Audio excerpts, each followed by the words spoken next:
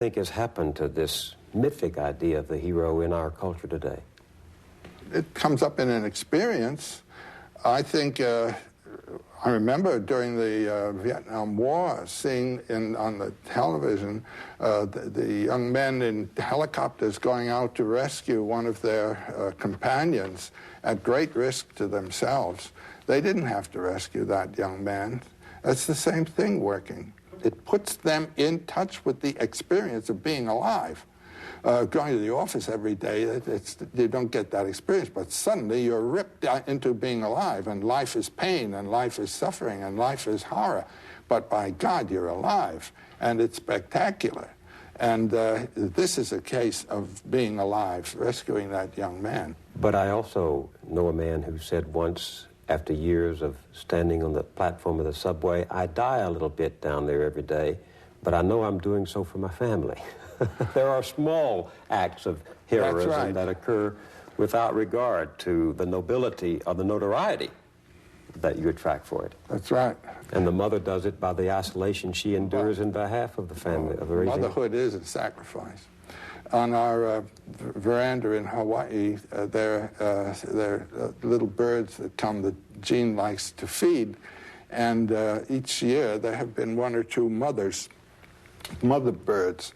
And if you've ever seen a mother bird plagued by her progeny for food, that the mother should regurgitate their meal to them, and the two of them, or five of them in one case, flopping all over this poor little mother, they bigger than she in some cases, you just think, well, this is the symbol of motherhood. This is just giving of your substance and everything to this progeny.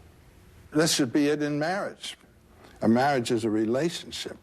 When you make a sacrifice in marriage, you're not sacrificing to the other, you're sacrificing to the relationship. And this is symbolized, for example, in that Chinese image of the Dai Chi, the Tao, you know, with the dark and the light interacting. It's a well-known sign. That is the relationship of yang and yin, male and female, which is what a marriage is. And that's what you are. You're no longer this, you're the relationship. And so marriage, I would say, is not a love affair. It's an ordeal. And an ordeal? The ordeal is sacrifice of ego to the relationship of the two-ness, which now becomes the one. One not only biologically, but spiritually, and primarily spiritually. Primarily spiritually. But the necessary function of marriage in order to create our own images and perpetuate ourselves and children. But it's not the primary one, no, as you say. That's really just the elementary aspect of marriage. There are two completely different stages of marriage. First is the youthful marriage, following the wonderful impulse, you know, that nature has given us in the interplay of the sexes biologically, and in then the reproduction of children. But there comes a time when the child graduates from the family, and the family is left. I've been amazed at the number of my friends who in their 40s or 50s go apart, who have had a perfectly decent life together with the child, but they interpreted their union in terms of relationship through the child. They did not interpret it in terms of their own personal relationship to each other.